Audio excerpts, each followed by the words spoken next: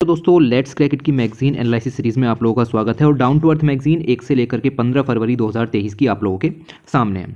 तो आप देखो मैगजीन का कवर है ये रहा और इस पर लिखा हुआ है प्लान्ड डिजास्टर। देखेंगे किस बारे में बात हो रही है और साथ ही साथ आप देखोगे ऊपर लिखा हुआ है ब्लैक कलर में हिमालय स्पेशल। ओके, तो अब इतना तो आप समझ गए यूपीएससी की तैयारी कर रहे हैं आपकी जोशीमठ के बारे में बात हो रही है और कुछ बात नहीं हो रही है। तो पूरी मैगजीन हिमालय स्पेशल के नाम से है तो इसमें छोटे पॉइंट जो प्रीलिम्स के लिए काम के हो सकते हैं ये सब बातें नहीं कवर की गई हैं। ओके, तो जनरली मैगज़ीन का एक अपना स्ट्रक्चर होता है कि उसमें हम पहले डिस्कस करते हैं कि भाई डाइजेस्ट पेज पर क्या है, फिर इंडिया में क्या चल रहा है, वर्ल्ड में क्या चल रहा है, फिर कुछ और चीज़ें डिस्कस करते हैं, छोटे छोटे आर्टिकल आते हैं, फिर बड़े आर्टिकल्स आते हैं। लेकिन यहाँ पर सिर्फ एक ही आर्टिकल है और वो भी जोशीमठ के बारे में। तो 60 पेज अबाउट जोशीमठ आपको इस मैगज़ीन के अंदर में कवर किए गए हैं। ज़रा यूपीएससी का पेपर उठा करके देखिए, मेंस के जीएस पेपर में ही क्वेश्चन निकलेगा, अगर निकला तो उसमें क्वेश्चन जो है वो 200 वर्ड का आएगा या 250 वर्ड का देखने के लिए मिल जाएगा, 150 वर्ड का आता है। ओके, तो इतना आपको देखने के लिए मिल सकता है। अब उसके लिए क्या हमें 60 पेजेस पढ़ने ज़रूरी हैं? नहीं। ओके, वो बिल्कुल भी ज़रूरी नहीं है। तो क्या ज़रूरी है क्या नहीं ज़रूरी है वो इस वीडियो के अंदर आपको कवर हो जाएगा। मैंने जो बिना ज़रूरी चीज़ें हैं वो सब हटा दी हैं पहले ही, तो उसकी टेंशन लेने की ज़रूरत आपको नहीं है। बाकी थोड़ा कवर करेंगे, बाकी सबको इग्नोर मारेंगे। बेफालतू के ग्राफ, बेफालतू का डाटा, भाई इनका काम है मैगजीन छापने का, लेकिन हमारा काम तो है कि हम उसको थोड़ा अच्छे तरीके से पढ़ें। भाई जितना ज़रूरी है उतना पढ़ें, तो वही काम हम जो है वो इसके अंदर में करने वाले हैं। टेंशन लेने की जरूरत नहीं। इसकी पीपीटी पीडीएफ चाहिए आपको मिल जाएगी लेट्स क्रैक इट आईएएस पर, उसका लिंक मैंने आपको डिस्क्रिप्शन में दिया है। इसके अलावा ओरिजिनल पीडीएफ परचेज करने का लिंक भी मैंने आपको डिस्क्रिप्शन में दिया है, वो भी आप परचेज कर सकते हैं। अब चूंकि इसकी कॉस्ट भी देखो यहाँ पर काफ़ी बढ़ गई है, तो ये सब चीज़ें भी सब मायने रखती हैं। खैर, इसके अलावा ये सब मैगजीन्स आती रहती हैं, हिंदी की भी अवेलेबल है और इंग्लिश की भी अवेलेबल है। बात कर रहे हैं हम जोशीमठ के बारे में। तो जोशीमठ के बारे में अभी जस्ट इससे पिछली जो मैगज़ीन थी 16 से लेकर के 31 जनवरी 2023 की, उस मैगज़ीन के अंदर में भी हमने जो है वो यहाँ पर देखो लिखा हुआ है Joshimath sinking of the Himalayan town was a foretold decade ago. Okay, तो इसके बारे में हमने पहले भी जो है वो अभी जस्ट 15 दिन पहले इस चीज़ को कवर भी किया है। लेकिन अब आप सोचोगे कि पहले तो सिर्फ 2 से 3 पेज थे और अब 60 पेजेस हैं, तो कुछ तो अंतर होगा। हाँ, कुछ अंतर है, लेकिन देखते हैं क्या चीज़ें। मैंने भी 46 स्लाइड्स जो है वो मारपीट के बनाई हैं, लेकिन आप समझिए कि इस 46 में से मैं किस तरीके से इस वीडियो की लेंथ को 30 मिनट से कम रखने की कोशिश करूँगा। अब ये जो मैंने स्लाइड, अब ये मैगजीन थी ना 16 से लेकर के 31 जनवरी 2023 की, इसी का ये पॉइंट यहाँ पर है। ये सब हम पढ़ चुके हैं पिछली मैगजीन के अंदर। तो ये बात पूरी मैगजीन के अंदर, अब जो नई मैगजीन आई है ओके फरवरी की, तो उसके अंदर ये सब बातें हजार बार जो है वो बार रिपीट जो है वो की गई हैं। लेकिन हमें सब इतना नहीं जानना। जोशीमठ लगभग 1874 मीटर की ऊंचाई पर है, एल्टीट्यूड है इतना इसका, और ये जो है वो सिंक हो रहा है। सिंकिंग के पीछे के आपसे रीजंस पूछे जा सकते हैं कि what are the causes. Okay, एक इंपॉर्टेंट पॉइंट यहाँ से बन सकता है, या हिमालयन डेवलपमेंट जो मॉडल है उसके बारे में क्वेश्चन निकल सकता है, या हिमालयन इकोसिस्टम के ऊपर ज्योग्राफी में क्वेश्चन निकाल सकता है। ठीक, क्वेश्चन निकालने के कई तरीके हो सकते हैं, बट बेसिकली वो ऐसा क्वेश्चन होगा जो कि रिलेट करेगा आपकी इस न्यूज़ से, जोशीमठ की न्यूज़ से। तो ज़्यादातर जो चांसेस बन रहे हैं वो ये बन रहे हैं कि हिमालयन डेवलपमेंट मॉडल क्या है। ओके, इस बारे में जो है वो हाल ही में आई जो कह सकते हैं कि घटनाएं हैं जो देखने के लिए मिल रही हैं, उनके बारे में आप जो है बताइए किस तरीके से सिंकिंग हो रही है या दरारें आ रही हैं, तो उसके बारे में जो है वो उसके कारण जो है वो पूछे जा सकते हैं। तो कोई बहुत बड़ी या भारी चीज़ नहीं है, अगर आप इसको नहीं भी पढ़ेंगे किसी भी चीज़ को तो भी आप आराम से जो है वो इन चीज़ों को लिख सकते हैं। खैर, पिछले जो आपका 16 से लेकर के 31 जनवरी वाली वीडियो थी उसमें हमने बताया था कि कुछ कारण हैं। उसमें से एक कारण था कि हिमालय जो है वो दुनिया के यंगेस्ट माउंटेन रेंज हैं। तो यंगेस्ट माउंटेन रेंज का मतलब ये है कि उनके जो स्लोप्स हैं वो अभी भी अनस्टेबल हैं। अनस्टेबल होने का मतलब ये है कि उसके अंदर जो सॉइल वगैरह के पार्टिकल्स हैं, या आप देखो कि सॉइल के पार्टिकल स्पेशली मोरेंस कहलाते हैं वहाँ पर, तो वो लूज़ हैं, मतलब टाइटली एडजस्टेड नहीं है। तो लूज पार्टिकल्स में लैंडस्लाइड होने का खतरा और इरोजन होने का खतरा लगातार बढ़ जाता है, जिसकी वजह से सिंकिंग की कंडीशन, या आप देखोगे कि जो और कंडीशंस है वो यहाँ पर बनी। खैर, एक तो रीज़न ये हो गया। इसके अलावा ये जो आपका हिमालयन रीजन है या इकोसिस्टम है वो बहुत ही हाईली सीस्मिक जोन के अंदर में पड़ता है। ओके, हाईली सीस्मिक जोन के अंदर में पड़ेगा तो अर्थक्वेक्स वगैरह आएंगे, तो अर्थक्वेक की वजह से सिंकिंग वगैरह यहाँ पर हो सकती है। कुछ नेचुरल, कुछ ह्यूमन, ऐसे कोजेज लिख करके आपको आर्टिकल को ख़त्म करना था। ये सब हम पढ़ चुके हैं। इसके अलावा आप देखोगे तो तीसरा पॉइंट यहाँ पर निकल करके आता है climate change, factor of climate change. Climate change के कारण वेरिएबिलिटी चेंज, मतलब क्लाइमेट वेरिएबिलिटी होगी। क्लाइमेट वेरिएबिलिटी का मतलब सीधे सीधे ये है कि जो वेदर इवेंट्स हैं उनकी इंटेंसिटी, फ्रीक्वेंसी, वो सब चीज़ें यहाँ पर बढ़ जाएंगी। जैसे रेनफॉल के इवेंट जो हैं वो एक्सट्रीम हो जाएंगे, कई जगहों पर नहीं होगी, कई जगह पर होगी तो ज़्यादा होगी, और कहीं जगह पर अनसीजनल देखने के लिए यहाँ पर मिलेगी। ओके, तो एक चीज़ ये भी हो सकती है। इसके अलावा चौथा पॉइंट ये है कि भाई जो आपका हिमालयन इकोसिस्टम है वो ना तो इंडियन पेनिनसुला की तरह है और ना ही वो प्लेन्स ऑफ इंडिया की तरह है। यानी कि प्लेन्स ऑफ इंडिया आप देखो कि उसके अंदर अपनी एक एलुवियल सोइल है, और इंडियन पेनिनसुला क्या है कि वो एक हार्ड रॉक पर बना हुआ है, जबकि जो आपका हिमालय है वो एकदम यंग माउंटेन रेंज है। तो इस वजह से वो पूरे इंडिया की जो टोटल ज्योग्राफी है उसमें एक डिफरेंट रोल प्ले यहाँ पर करता है। ओके, ये सब बातें हमने यहाँ पर पढ़ी थी। मैंने आपको 4 रीज़न बताए। इसके अलावा 5वां रीज़न ये है कि हम वहाँ पर भारी मात्रा में हाइड्रो पावर प्लांट्स जो हैं वो डेवलप कर रहे हैं। इस तरीके के लगभग 4 से 5 हाइड्रो पावर प्लांट्स जो हैं वो इस समय वर्तमान में डेवलप हो रहे हैं। उनमें से एक आपका जो फेमस है वो है आपका 520 मेगावाट का तपोवन विष्णुगढ़ प्रोजेक्ट। ओके, तो इसकी वजह से आप देखो हाइड्रो पावर प्रोजेक्ट बनाएंगे या प्लांट बनाएंगे तो सिंपल सी बात है कि उसमें सोइल जो कोलैप्स है वो होने के चांसेस ज़्यादा हैं। तो फ्लैश फ्लड्स और लैंडस्लाइड्स की कंडीशन भी हमें हाल ही में लाइक चमोली में हुआ था वो देखने के लिए यहाँ पर मिल जाती हैं। इसके अलावा एक पॉइंट और है, 5 कारण ये हो गए। छठा कारण ये है कि हम वहाँ पर भारी मात्रा में underpasses, tunnels, roads, houses, ये सब चीज़ें जो हैं वो बना रहे हैं। यानी इंफ्रास्ट्रक्चर का जो डेवलपमेंट यहाँ पर हो रहा है वो भी एक कारण हो सकता है जिसकी वजह से ट्रिगरिंग, ठीक है, ट्रिगर यहाँ पर हुआ। ओके, तो ट्रिगर होना भी अपने आप में एक इम्पॉर्टेंट एस्पेक्ट जो है वो हो जाता है, जिसकी वजह से हमें ये सिंकिंग देखने के लिए यहाँ पर मिली है। इसके अलावा ये तो 6 कारण हो गए। इसके अलावा 7वां कारण यहाँ पर ये हो जाता है कि हमने जो है वो डेवलपमेंट तो किया, लेकिन वो डेवलपमेंट सस्टेनेबल नहीं था। हमने उसके अंदर साइंटिफिक जो नॉलेज है उसका इस्तेमाल नहीं किया, हमने धड़ाधड़ इकोनॉमिक एक्टिविटीज़ को बढ़ावा दिया, एनवायरमेंटल सस्टेनेबिलिटी को हमने ध्यान में नहीं रखा। तो हमने अपनी जो नॉलेज है उसको यूज़ करने में अपनी इनएबिलिटी साबित की। पॉलिसी मेकर्स के लिए ये एक तरीके से फेलियर साबित यहाँ पर होता है कि वो ऐसा डेवलपमेंट इंश्योर नहीं कर पाए जो कि सोशली इंक्लूसिव हो और इकोलॉजिकली एप्रोप्रिएट हो। ओके, तो ये चीज़ जो है वो आपको यहाँ पर ध्यान में रखनी है। 7 कारण हमने पिछली वीडियो में ही पढ़ा दिए थे। इसके अलावा इस पर्टिकुलर जो अब नई मैगजीन आई है इसमें क्या बातें की गई हैं तो थोड़ा सा उसकी तरफ यहाँ पर चलते हैं। ये 2 पेज तो इसी में ही ख़त्म कर दिए इन्होंने। लिखा हुआ है रिसेट द क्लॉक। ओके, और इसमें जोशीमठ के रैपिड जो सब्सिडेंस है उसके बारे में बताया गया है कि कितनी तेज़ी से वो जो है वो धस रहा है या नीचे की तरफ जा रहा है। ओके, तो आप देखो कि ये सब क्या हो रहा है, घर की हालत क्या हो गई है, आधा घर ऊपर है आधा घर नीचे है। ओके, तो ये सब चीज़ें जो है वो देखने के लिए मिलती हैं। उसके बाद एक पेज पर ये पूरी इमेज दी गई थी और इस इमेज में बॉल बाय बॉल ये बताया गया था कि भाई थोड़ी थोड़ी दूरी पर किस किस तरीके के काम जो हैं वो यहाँ पर हो रहे हैं। तो लगभग 60 किलोमीटर का स्ट्रेच है रिवर्स का। उस 60 किलोमीटर के स्ट्रेच में कई सारे हाइड्रो पावर प्रोजेक्ट्स, लगभग 4 के करीब हाइड्रो पावर प्रोजेक्ट्स जो हैं वो बन रहे हैं। अब ये हाइड्रो पावर प्रोजेक्ट्स वैसे तो अगर हम देखें तो रिन्यूएबल एनर्जी के टारगेट्स को पूरा करने के लिए बेहतर हैं, काम में आएंगे। ओके, रिन्यूएबल एनर्जी बढ़ेगी तो ट्रांसपोर्टेशन या और जो सेक्टर्स हैं, इंडस्ट्रीज हैं, उनका डीकार्बोनाइजेशन हो पाएगा। लेकिन ये एक एस्पेक्ट है, इसके अलावा हमें डेवलपमेंटल एस्पेक्ट भी तो यहाँ पर देखना है कि हम कितनी तेज़ी से हाइड्रो पावर प्रोजेक्ट बना रहे हैं, कहीं वो लोकल जो इकोलॉजी है उसको नुकसान तो नहीं पहुँचा रहे। तो उस चीज़ को हमने जो है वो ध्यान में नहीं रखा। अब डेवलपमेंट की बात करें तो आपको पता है कि 4 धाम यात्रा प्रोजेक्ट भी यहाँ पर चल रहा है। उसके तहत कई सारे अंडर पासेज, बाईपासेज, ये सब चीज़ें बनाई जा रही हैं और हाइड्रो पावर प्रोजेक्ट का काम अलग हो गया। तो 2 प्रोजेक्ट हो गए, एक 4 धाम यात्रा प्रोजेक्ट हो गया और एक हाइड्रो पावर प्रोजेक्ट जो है वो यहाँ पर हो गया। अब इसमें क्या क्या लिखा हुआ है तो अगर आप पढ़ना चाहते हैं तो ये देखो सब चीज़ें लिखी हुई हैं। ऋषि गंगा रिवर है, ओके, अलकनंदा है, ये सब धौली गंगा है। ये सब रिवर का जो 60 किलोमीटर का स्ट्रेच है ऋषि गंगा, धौली गंगा, अलकनंदा रिवर का, वहाँ पर 4 हाइड्रो पावर प्रोजेक्ट्स बन रहे हैं और बाईपास रोड्स वगैरह सब यहाँ पर बन रही हैं। अब थोड़ी थोड़ी दूरी पर क्या बन रहा है क्या नहीं बन रहा इतना सब हमें जानने की जरूरत नहीं है। हाँ, हाइड्रो पावर प्रोजेक्ट का थोड़ा सा नाम याद रखिएगा क्योंकि मेंशन करोगे तो ज़्यादा अच्छा यहाँ पर रहेगा। ओके, लाइक आप देखो कि Rishi Ganga hydroelectric power project है, 2021 में फ्लैश फ्लड्स आई, उसमें डिस्ट्रॉय हो गया। Tapovan Vishnugarh hydro electric power project है 500 मेगावाट का और इसका काम रुक गया क्योंकि जोशीमठ के अंदर में जो सिंकिंग या सब्सिडेंस यहाँ पर हुआ उसकी वजह से। ऐसे ही आपका है विष्णुप्रयाग हाइड्रो इलेक्ट्रिक प्लांट, ये जो है वो 2006-07 में कमीशन किया गया था। इसके अलावा विष्णुगढ़ पीपल कोटी हाइड्रो इलेक्ट्रिक प्रोजेक्ट है 340 मेगावाट का, ये अभी अंडर कंस्ट्रक्शन है। तो इन चारों प्रोजेक्ट का नाम याद रखना।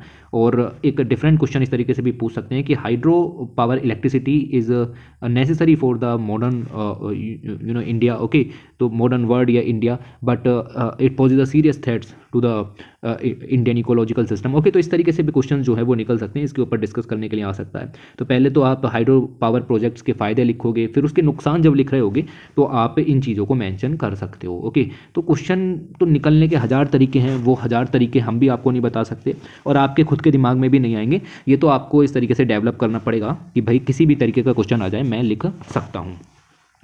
इसके अलावा मैंने आपको पिछली वीडियो में ये भी बताया था कि जोशीमठ के अंदर जो सिंकिंग हो रही है वो कोई नई चीज़ नहीं है, ये काम 1976 से होता हुआ आ रहा है। ओके, जोशीमठ के अंदर ये एक ओल्ड इशू है, पहले भी लैंड सब्सिडेंस के केसेस देखने के लिए मिले थे। 1976 में जब ये केस हुआ तब सरकार ने एक कमेटी गठित की और उसके कमिश्नर बने MC मिश्रा। तो MC मिश्रा कमेटी यहाँ पर बनी, उन्होंने अपनी रिपोर्ट दी। रिपोर्ट देने के बाद उन्होंने ये कहा साफ साफ कि जोशीमठ के अंदर में जो काम यहाँ पर हो रहा है या डेवलपमेंट यहाँ पर हो रहा है, हमें उस पर लगाम लगाने की ज़रूरत है। उन्होंने कहा कि Joshimath is situated on weathered landslide mass of big unsettled border in the loose matrix of fine micaceous sandy and clayey material. तो आप समझ गए, ये वही बात है जो मैंने आपको पहला कोज यहाँ पर बताया कि हिमालय जो है वो यंग फोल्ड माउंटेन है और वहाँ पर सोइल जो है वो लूज है। उसी बात को मिश्रा कमेटी ने भी यहाँ पर जो है वो कहा। ओके, ये चीज़ इन्होंने बताई। इसके अलावा इन्होंने ये भी बताया कि क्रैक्स वगैरह पड़ रहे हैं और क्रैक्स होने का कारण जो है वो आपका नेचुरल एंगल हो सकता है या कल्टीवेशन एरिया हो सकता है, जो भी वहाँ पर हो रहा है, सोइल इरोजन भी इसका कारण यहाँ पर हो सकता है। कमेटी ने ये भी कहा कि हमें जो है ड्रेन वाटर को अवॉइड करना है, स्टॉप करना है, जो ओपन ड्रेन वाटर वहाँ पर बेसिकली बहता है सीपेज वगैरह के ज़रिए या सोकिंग पिट वगैरह के ज़रिए, क्योंकि उससे जो सोइल है वो और ज़्यादा लूज़ यहाँ पर हो जाएगी और लैंडस्लाइड्स की कंडीशन बढ़ जाएंगी। ओके, तो हैवी रेनफॉल के कारण भी लैंडस्लाइड आती हैं और इसी वजह से जो सीवेज का पानी है उसके ज़रिए भी ये चीज़ निकल करके आई। इसके अलावा अगर हम बात करें तो एक लैंड सब्सिडेंस जो जोशीमठ में हुआ है उसके ऊपर सेकेंड रिपोर्ट और प्रकाशित हुई सितंबर 2022 में। इस रिपोर्ट ने ये कहा कि drainage system in the town had not seen such much improvement. मतलब इससे पहले बात हुई थी कि भाई जोशीमठ का ड्रेनेज सिस्टम काफ़ी बेहतर है, लेकिन सितंबर 2022 में हुई स्टडी में पता चला है कि घंटा भी काम कुछ यहाँ पर नहीं हुआ है। ड्रेनेज सिस्टम जोशीमठ और उसके सराउंडेड एरियाज़ का बिल्कुल भी सही नहीं है। ये सब स्टडीज़ देख सकते हो आप, कितनी बेहतरीन यूनिवर्सिटीज़ ने इस काम को यहाँ पर किया है और इन्होंने कहा है कि जो ड्रेनेज मैनेजमेंट है वो इम्प्रॉपर है। इम्प्रॉपर होने का मतलब ये है कि पाइप्स, नालाज, ये सब चीज़ें जो हैं वो गलत तरीके से बनी हुई हैं, इस तरीके से काम नहीं होना चाहिए था। तो प्रॉपर सीवेज और बेस डिस्पोजल सिस्टम का होना काफ़ी ज़रूरी है। तो एक पॉइंट आप ये भी नोट कर सकते हो कि भाई ये भी एक कारण है, ड्रेनेज सिस्टम का बेहतर ना होना भी एक तरीके से लैंड सब्सिडेंस का कारण बन सकता है। तो एक नेचुरल का कॉलम बनाइए और एक एंथ्रोपोजेनिक का कॉलम बनाइए और इस तरीके से नोट करने की कोशिश कीजिएगा। इसके अलावा अगर हम देखें तो और छोटे छोटे कुछ ग्राफ्स वगैरह की बात करते हैं कि क्या बातें की गई थी। आर्टिकल सारे कवर कराऊंगा लेकिन आपको बताते हुए कि हाँ इसमें आपके काम का कुछ नहीं है। लिखा हुआ है कैलामिटी कैपिटल, तो इस भाई तबाही की एक तरीके से पूरी मिसाल कायम यहाँ पर हुई है। कंट्री के अंदर सन 1900 से लेकर के 2022 तक लगभग 687 के करीब डिजास्टर जो है वो कंट्री ने देखे और उनमें से 240 डिजास्टर ऐसे थे जो कि हिमालयन रीजन में थे। तो अब ये पूरा आर्टिकल स्पेशली फोकस कर रहा है हिमालयन रीजन के ऊपर, नॉट स्पेशली जोशीमठ बट पूरा हिमालयन रीजन। तो हिमालयन डेवलपमेंट मॉडल के ऊपर जब क्वेश्चन आएगा तो आप इन पॉइंट्स को जो हम आगे देखने वाले हैं इसको मैंशन कर सकते हो। अगर हम हिमालय की बात करें तो हिमालय के अंदर सबसे बड़ा कारण बनता है फ्लड्स। फ्लड्स के कारण मतलब फ्लड्स डिजास्टर जितने भी आए उनमें से फ्लड्स की संख्या सबसे ज़्यादा थी। फ्लड आएंगे, लैंडस्लाइड बढ़ेगी, सैंड स्टॉर्म्स हैं या एक्सट्रीम टेम्परेचर्स हैं, अर्थक्वेक हैं, ड्रॉट्स हैं, वाइल्ड फायर्स हैं, ये सब कुछ कारण हैं जो कि आपके हिमालय में डिजास्टर को बढ़ावा देते हैं। तो ये पॉइंट आपको याद रखना है। ओके, इसके अलावा अगर आप देखें तो लिखा हुआ है कि इंडिया के अंदर 2013 से लेकर के 2022 तक जितने भी डिजास्टर आए उसमें से 40% डिजास्टर जो हैं वो आपके हिमालयन स्टेट्स के अंदर में आए। तो अब इतना सब डाटा भी हम याद नहीं रख सकते हैं। ओके, बट ठीक है, जो चीज़ें समझने के लिए थोड़ा सा ज़रूरी हो जाता है। 156 डिजास्टर जो 2013 से 2022 के बीच में आए उसमें से 68 डिजास्टर ऐसे थे जो कि हिमालयन स्टेट्स में आए। खैर ये भी चीज़ें जो है वो आपको थोड़ी थोड़ी सी याद रखनी है। इसके अलावा जोशीमठ में सिंकिंग हुई। जोशीमठ में सिंकिंग होने के बाद 10 जनवरी 2023 को जितेंद्र सिंह जो कि union minister of science and technology हैं और अर्थ साइंसेज हैं, उनका बयान आया कि हम जोशीमठ और उसके चारों तरफ के एरिया के अंदर में बहुत सारे माइक्रो सिस्मिक और ऑब्जर्वेशन सिस्टम जो हैं वो लगाएंगे। ये माइक्रो सिस्मिक ऑब्जर्वेशन सिस्टम ये पता करेंगे कि भाई कहाँ पर जो है वो हल्की सी भी सिस्मिक एक्टिविटीज़ हो रही हैं, यानी कि वहाँ की लैंड जो है वो सरकने वाली है या उसमें कुछ कह सकते हैं कि सिंकिंग होने वाली है। ये सब बातें हमें पहले ही पता लग जाएंगी। ओके, ये बात निकल करके आई है कि, और हम ये भी पता करेंगे कि कौन से ट्रिमर्स हैं जिनकी वजह से सब्सिडेंस वगैरह यहाँ पर हो रहा है। तो एक तरीके से बात ये है कि चिड़िया चुग गई खेत अब पछताए क्या होना। ओके, तो अब ये काम हो गया है, तो उसके बाद ये सब बातें जो है वो निकल करके आ रही हैं कि हम माइक्रोसिस्मिक ऑब्जर्वेशन सिस्टम जो है वो लॉन्च करेंगे। एक तरीके से डैमेज को कंट्रोल करने की कोशिश यहाँ पर जो है वो हो रही है, बट ठीक है जो भी चीज़ें यहाँ पर हैं। इसके अलावा जो साइंटिस्ट हैं या एनवायरमेंटलिस्ट हैं उनका कहना यह है कि सीस्मिक एक्टिविटीज़ के कारण जो है वो ये काम नहीं हुआ है, अर्थक्विक वगैरह की वजह से डिज़ास्टर जो है वो नहीं आया है, इसमें हमारा हाथ है। ओके, और इस बात को जो है वो कुछ एनवायरमेंटलिस्ट कह रहे हैं। तो ये तो आप भी समझ सकते हो कि भाई पॉलिटिशियन है तो वो क्या कहेगा और एनवायरमेंटलिस्ट है तो वो क्या कहेंगे। इसके अलावा अगर हम देखें तो एक पॉइंट ये भी निकल करके आता है कि हमने जैसा कि आपको बताया कि भाई जो हमने डेवलपमेंट किया वो अनसाइंटिफिक तरीके का डेवलपमेंट यहाँ पर कर दिया। तो वही है कि भाई कंस्ट्रक्शन को सूटेबल तरीके से पहले असेसमेंट करो यहाँ पर, और इंफ्रास्ट्रक्चर को सेट करने से पहले असेसमेंट यहाँ पर ज़रूरी हो जाती है। जैसे चार धाम यात्रा की बात की, तो चार धाम यात्रा में हम जो है वो टूरिज़्म को बढ़ावा देंगे, और उससे पहले इंफ्रास्ट्रक्चर जो है वो यहाँ पर बनेगा। चारों धामों को जोड़ने का काम इस प्रोजेक्ट के तहत यहाँ पर किया जा रहा है। उसमें से आप देखो हिमालयन रीजन में जो धाम पड़ेंगे उसमें भी ऑब्वियसली बात है कि टूरिज़्म तो यहाँ पर बढ़ेगा और उसमें भी काफ़ी डेवलपमेंट देखने के लिए मिलेगा। तो ये भी एक बड़ी समस्या है, डेवलपमेंट करो लेकिन हाथ साथ में आपको सारी चीज़ें और भी देखनी है। इसके अलावा देखो लिखा हुआ है कि a plan that considers the carrying capacity of the terrain is needed in hour. तो हिमालयन इकोसिस्टम एक हद तक सर्वाइव कर सकते हैं, एक हद तक चीज़ों को झेल सकते हैं। उस लिमिट को, उस हद को कहते हैं उसकी कैरिंग कैपेसिटी।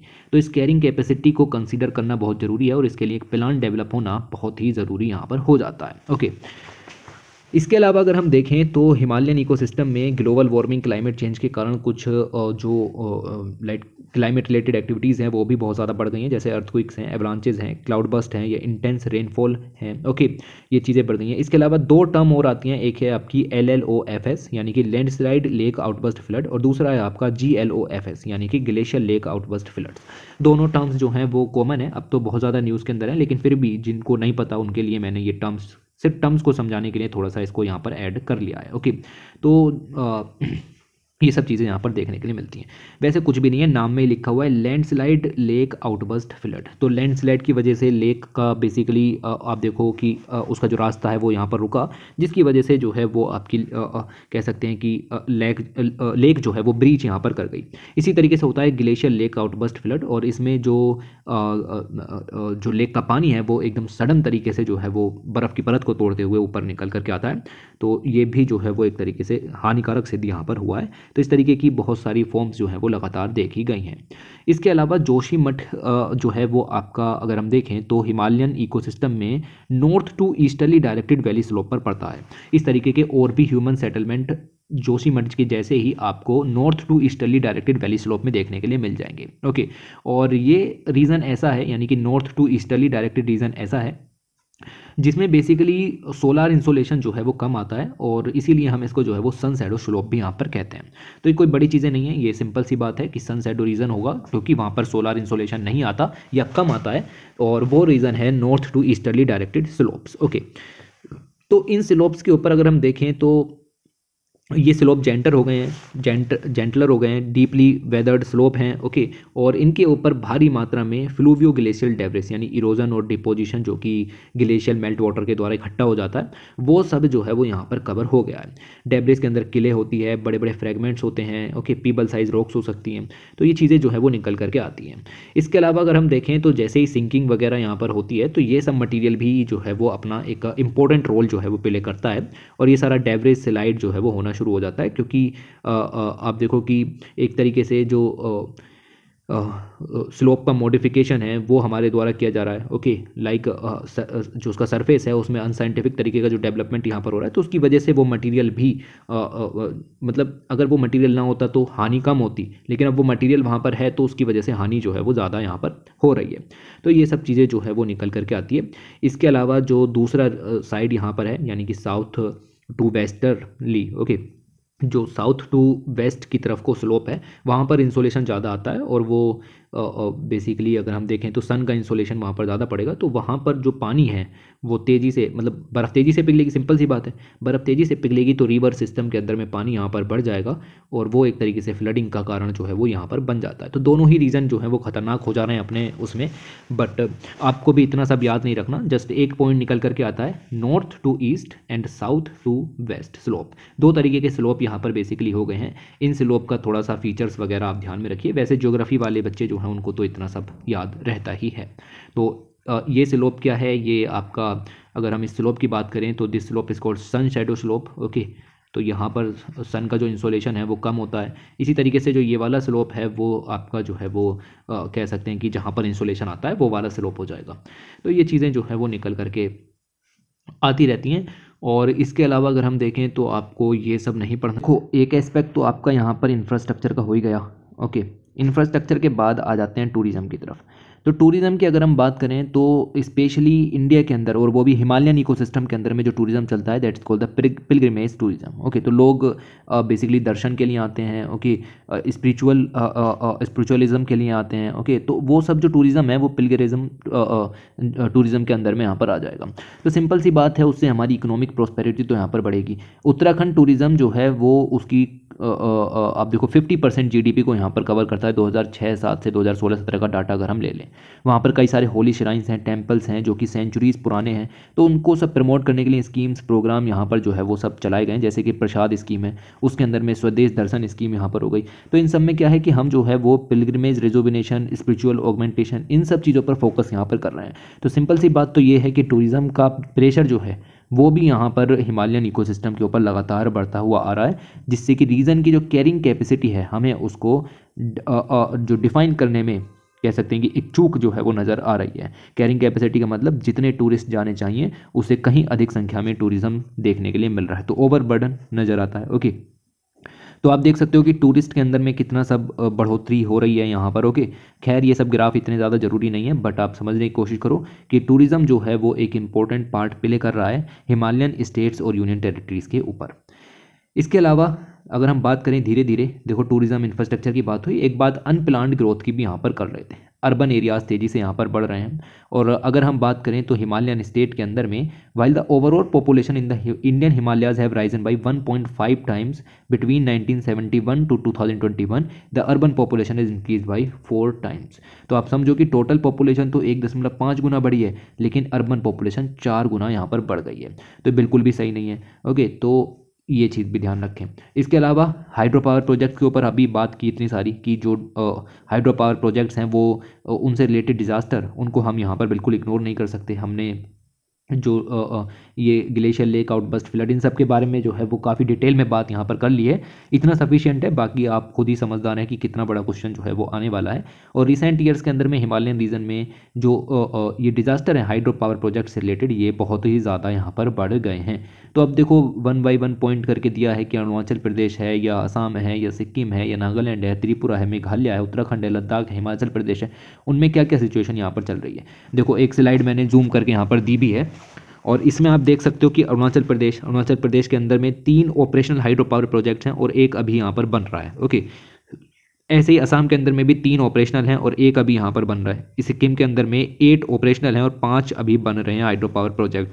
तो ये एक हाइड्रो पावर प्रोजेक्ट्स का सब यहाँ पर डाटा दिया हुआ है। इतना सब डाटा किसी काम का नहीं, बस याद रखो कि हिमालयन इकोसिस्टम के अंदर में जब आप थ्रेड्स की बात कर रहे हो तो हाइड्रो पावर प्रोजेक्ट्स एक इंपॉर्टेंट पार्ट बन जाते हैं। अरुणाचल प्रदेश के अंदर में 2000 मेगावाट का Subansiri lower hydroelectric power project currently जो है वो यहाँ पर बन रहा है। सितंबर 2022 में इसमें एक डाइवर्जन टनल बनाई गई थी। ओके, इसमें एक डाइवर्जन टनल बनाई गई थी और उस डाइवर्जन टनल के बनाने से लैंडस्लाइड यहाँ पर आ गई। तो this is called hydro power project linked disaster. Okay, that is simple. इसके अलावा एक टर्म यूज़ की गई थी क्लाइमेट फास्ट, काफ़ी ज़्यादा न्यूज़ के अंदर में रही, बट अपने पास अब आ रही है सामने, तो अब पढ़ लेते हैं। क्लाइमेट फास्ट कुछ भी नहीं है, क्लाइमेट फास्ट बेसिकली टर्म इसलिए न्यूज़ के अंदर में आई क्योंकि जो हम एनवायरमेंटलिस्ट हैं सोनम वांगचुक, ओके, उन्होंने जो है वो एक 5 दिन का क्लाइमेट फास्ट जो है वो यहाँ पर लिया। और उस क्लाइमेट फास्ट के दौरान वो पूरी दुनिया को मतलब ये बताना चाहते हैं, स्पेशली इंडिया को, कि हिमालयन का जो इकोसिस्टम है वो एक क्राइसिस से गुजर रहा है। वो सब का पूरी कंट्री का ध्यान हिमालयन इकोसिस्टम की तरफ या वहाँ पर जो क्लाइमेट चेंज के कारण इम्पैक्ट हो रहे थे उसकी तरफ ले जाना चाह रहे थे। ओके, वो बताना चाह रहे थे कि कितना ज़्यादा ज़रूरी है हिमालयन इकोसिस्टम को बचाना, क्योंकि क्लाइमेट चेंज इस रीजन को फ्रेजाइल कर रहा है, इसको डिग्रेड कर रहा है और एक क्राइसिस जो है वो यहाँ पर आने वाला है। हिमालयन रीजन के बारे में आपको पता ही है, 13 स्टेट और यूनियन टेरिटरीज लगभग इसके अंदर में कवर होती हैं और लगभग 42% फॉरेस्ट आ जाते हैं, 10,000 के करीब स्पीसीज आ जाती हैं, जिसमें कि 300 से अधिक मैमल्स हैं, 977 के करीब बर्ड्स की स्पीसीज हैं। ये सब डाटा जो है वो यहाँ पर सब लिखा हुआ है, आप इसको नोट भी कर सकते हैं। इसके अलावा 9,000 से ज़्यादा ग्लेशियर्स और दुनिया की बहुत यंगेस्ट माउंटेन रेंज जो है वो आपको यहाँ पर नज़र आ जाएंगी। इसके अलावा अगर हम बात करें तो हिमालयन इकोसिस्टम या इंडियन हिमालयाज जियोलॉजिकली यंग हैं, फ्रेजाइल भी हैं, साथ ही साथ इसका जो अपना क्लाइमेट भी यहाँ पर निकल करके आता है। और अगर क्लाइमेट में थोड़ा सा भी चेंज यहाँ पर होता है तो इस रीजन में बड़ा चेंज देखने के लिए मिलता है। ओके, आप देखो कि हर डिकेड लगभग इतना चेंज होने से हिमालयन इकोसिस्टम में इतना चेंज यहाँ पर हो जाता है। तो ये सब चीज़ें जो है वो निकल करके आती हैं। हालांकि इतना सब डाटा रटने की ज़रूरत नहीं है, बट ठीक है, समझो कि there is something called climate fast जो कि न्यूज़ के अंदर में आया और ये किस लिए था वो चीज़ भी आपको यहाँ पर समझनी है। आप देख सकते हो कि हिंदू कुश जो हिमालयाज हैं, जिसके अंदर में आपका इंडियन हिमालय और तिब्बतन प्लेटू दोनों हम यहाँ पर ले रहे हैं, वो कितनी तेज़ी से वार्म यहाँ पर हो रहे हैं। पहले टेम्परेचर माइनस में था लेकिन अभी टेम्परेचर बढ़ना शुरू यहाँ पर हो गया है। कोई भी इसको ना तो नोट करेगा ना ही दोबारा देखेगा, जस्ट इग्नोर इट। ओके, इसके अलावा आप देखो कि लिखा हुआ है कि हिंदू कुश हिमालयाज के जो हायर एल्टीट्यूड्स हैं वो लोअर एल्टीट्यूड्स की तुलना में बहुत तेज़ी से गर्म यहाँ पर हो रहे हैं। ये ग्राफ कैसे देखना है हमें नहीं जानना, ना ही हमें देखना है। इसके अलावा लिखा हुआ है सेव हिमालयन स्प्रिंग्स। अब हिमालयन इकोसिस्टम में कई सारी स्प्रिंग्स मौजूद होंगी जो कि वहाँ के रीजन के लिए एक ड्रिंकिंग या फ्रेश वाटर का सोर्स यहाँ पर हो जाती है, और ये जो है वो सूख रहे हैं, ड्राइंग हो रहे हैं। ओके, और ये एक इंपॉर्टेंट वाटर सोर्स के रूप में, जिसकी वजह से सिंपल सी बात है कि इकोसिस्टम पर तो इम्पैक्ट पड़ेगा ही, वहाँ पर रहने वाले लोगों पर भी इम्पैक्ट पड़ेगा ही पड़ेगा।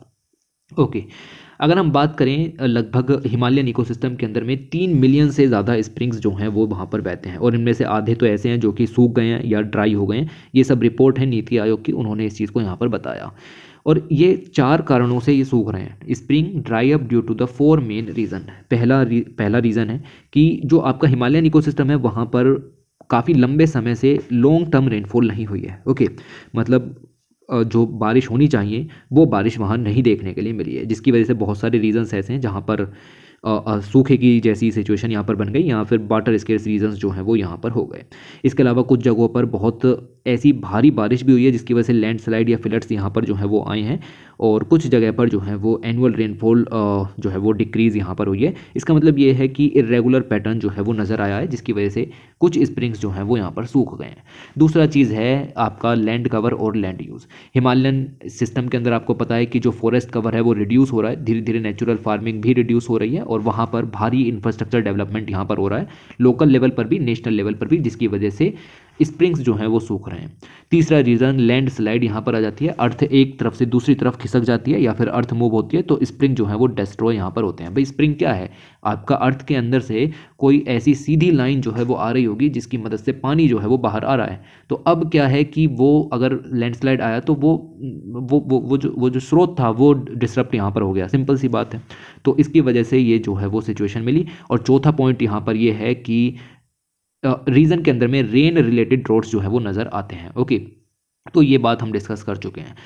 इसके अलावा अगर आप देखो तो फ्लड्स वगैरह भी कुछ ऐसा रीज़न बन जाते हैं जिसकी वजह से स्प्रिंग जो है वो डिस्ट्रॉय यहाँ पर होते हैं। और तो और हिमालयन इकोसिस्टम अपने में पूरी तरीके से इकोलॉजिकली सेंसिटिव रीज़न है, तो हम कोई और बहाना बनाएं कि ना बनाएं, बट ये तो बात आपको माननी पड़ेगी कि हिमालयन इकोसिस्टम अभी यंग है और वो जो है वो बढ़ रहे हैं, इकोलॉजिकली सेंसिटिव रीज़न के रूप में निकल करके आते हैं। स्प्रिंग्स जो हैं वो आपके, मैंने बताया कि किस तरीके से काम करते हैं। स्प्रिंग्स देखो, ये जैसे कि आपकी धरती है तो नीचे पानी का कोई स्रोत होगा और उससे एक सीधा यहाँ पर कुछ होल आपको नज़र आएगा, जहाँ से आप देखोगे कि स्प्रिंग जो है वो निकलता, स्प्रिंग से जो वाटर है वो देखने के लिए मिलता है। तो स्प्रिंग जो है वो एक एक्यूफर से वाटर जो है वो हासिल करते हैं, जो कि ग्राउंड के अंदर में यहाँ पर होता है।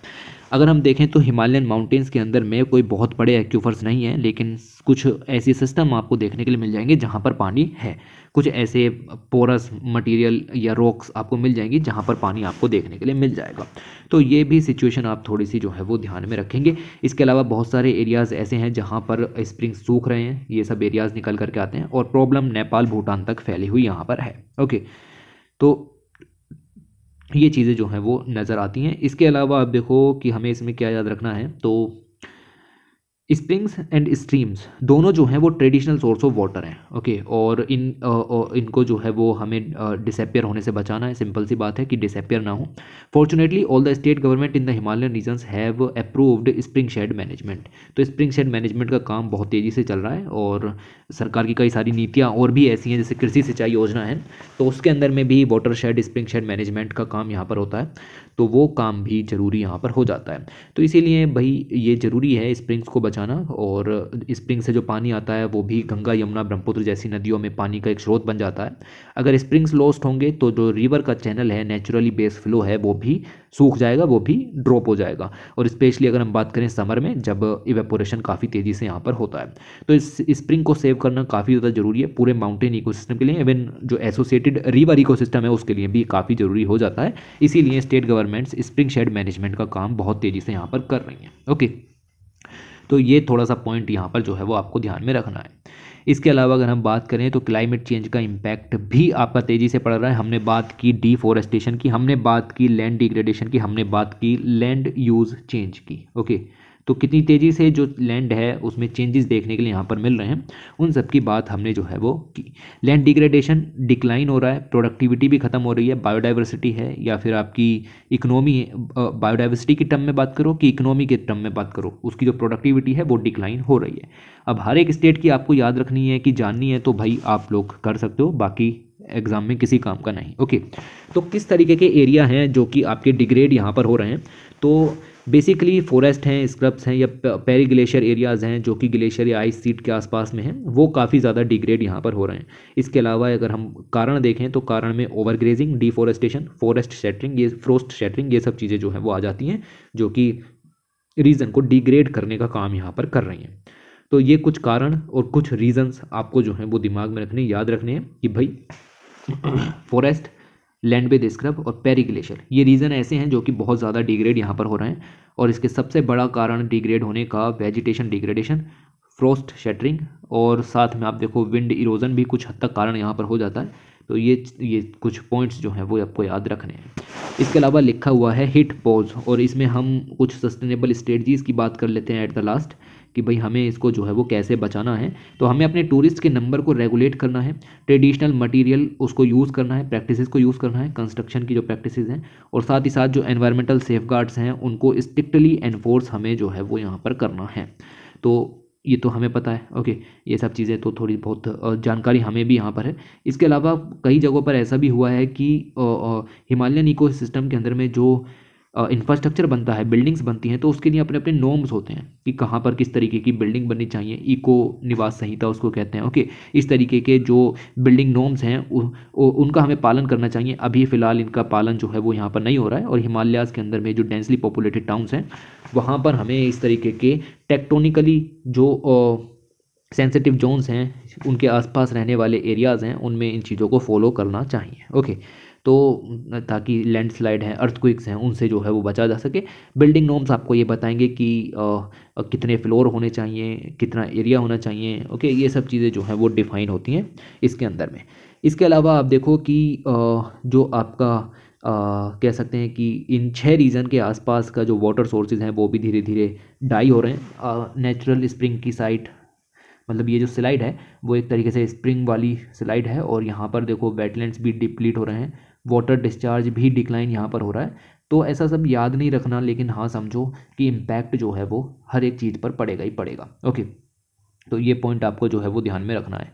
इसके अलावा अगर हम आगे बात करें तो लिखा हुआ है स्पेशल स्टेट्स। स्पेशल स्टेट्स का मतलब है कि कुछ स्टेट्स ऐसे हैं जिनको स्पेशल स्टेट का दर्जा दिया गया है, और ऐसे ही हिमालयन स्टेट भी हैं जिनको स्पेशल स्टेट का दर्जा दिया हुआ है। जब स्पेशल स्टेट का दर्जा मिल जाता है तो सेंटर से अलग असिस्टेंस आनी शुरू हो जाती है, अलग से जो मॉनेटरी वैल्यू है वो मिलनी शुरू हो जाती है, ताकि हम जो है वो उसका सोशियो इकोनॉमिक और जोग्राफिकल जो कह सकते हैं कि डेवलपमेंट यहाँ पर कर सकें। ओके, तो ये सिचुएशन मिलेगी। अब ऐसे हिमालयन इस रीजन के अंदर में बहुत सारे ऐसे स्टेट हैं जहाँ पर हिली टेरान्स हैं, सीस्मिक एक्टिविटीज़ होती हैं, पॉपुलेशन डेंसिटी भी लो है, इंफ्रास्ट्रक्चर में भी कमी है। तो ऐसे सभी रीजन्स को यूनियन गवर्नमेंट ने ग्रांट्स और डेवलपमेंट स्कीम्स के अंदर में स्पेशल स्टेटस के रूप में जो है वो माना है। ओके, तो आप देखो कि ऐसे सभी रीजन्स के लिए जो फंडिंग का प्रोविज़न होता है वो भी 90:10 का यहाँ पर होता है। ओके, वरना तो 60:40 का होता ही होता है बाकी स्टेट के लिए। तो ये चीज़ें जो हैं वो थोड़ी सी सब इस तरीके से लिंक यहाँ पर हो जाती हैं। अगर हम बात करें 1969 की, तो असम, नागालैंड, जम्मू एंड कश्मीर, हिमाचल प्रदेश, मणिपुर, मेघालय, सिक्किम, त्रिपुरा, अरुणाचल प्रदेश, मिजोरम और उत्तराखंड स्पेशल कैटेगरी के स्टेट जो हैं वो यहाँ पर थे। इनको स्पेशल कैटेगरी का स्टेटस यहाँ पर दिया गया था, और इसमें जो है वो आप देखो कि 5 ईयर प्लान है, उसके अंदर में अलग अलग तरीके की जो ग्रांट्स हैं वो इन स्पेशल स्टेट्स को यहाँ पर दी जाती थी। तो पहले प्लानिंग कमीशन इन कामों को करता था। 12वें 5 ईयर प्लान में, जो कि 2012 से लेकर के 2017 तक चला, इवन बीच में नीति आयोग यहाँ पर आ गया 2014 में, तो वो बात अलग है। सेंटर ने टोटल मिला करके इतने रुपए स्पेशल स्टेटस के नाम पर इन राज्यों को जो हैं वो दिए। ओके, असिस्टेंस के रूप में, स्पेशली स्पेशल असिस्टेंस के रूप में। खैर इसके अलावा सेंटर ने कई सारे इनिशिएटिव भी चलाए, like hill area development program, जो कि 5वें 5 ईयर प्लान के अंदर में था। 76 करोड़ रुपए यहाँ पर दिए ताकि हिमालयन रीजन की इकोनॉमी को बूस्ट कर सकें। इसके अलावा बहुत सारे और 5 ईयर प्लान्स ऐसे चले जिसमें national action plan climate change है, या national mission for sustaining Himalayan ecosystem है। इसके अंदर में भी 550 करोड़ रुपए यहाँ पर जो है वो दिए गए, ताकि रीजन में जो ग्लेशियर्स थ्रेट हैं, नेचुरल हजार्ड्स हैं, बायोडाइवर्सिटी कंजर्वेशन है, वो सब यहाँ पर जो है वो मेनटेन किया जा सके।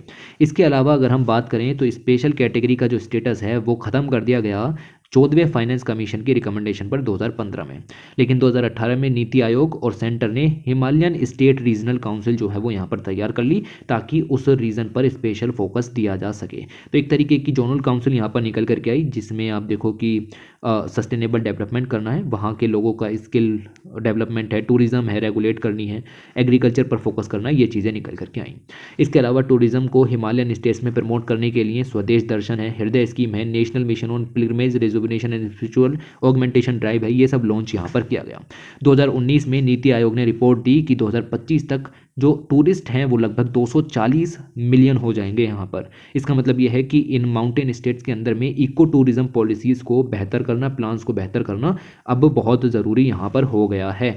2017 की असेसमेंट ने बताया कि Ladakh ecological development and environmental group, जिन्होंने ये स्टडी की थी, उन्होंने कहा कि हर एक टूरिस्ट के लिए जो भी विजिट करने के लिए आ रहा है उसके लिए हमारे पास 25 litre water per day available है, जबकि एक टूरिस्ट को 75 लीटर पर डे की ज़रूरत यहाँ पर होती है। तो ये दिखाता है कि भाई वाटर तो है नहीं, लेकिन फिर भी टूरिज़्म जो है वो कैसे प्रमोट किया जाए।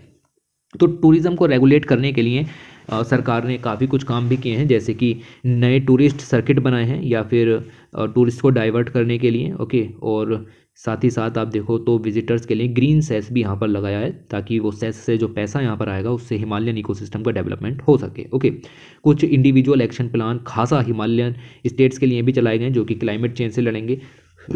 ओके, या फिर उससे जो रिलेटेड थ्रेट्स हैं उससे यहाँ पर लड़ेंगे, लाइक सिक्किम वगैरह हैं, उन्होंने जो आपकी स्टेट के अंदर में ड्रॉट लाइक कंडीशंस को एस्टीमेट करना यहाँ पर शुरू किया है, और रेनफॉल के क्या इम्पैक्ट पड़ रहे हैं, टेम्परेचर का क्या इम्पैक्ट पड़ रहा है, उस सब को मॉनिटर करना जो है वो उन्होंने यहाँ पर शुरू किया है।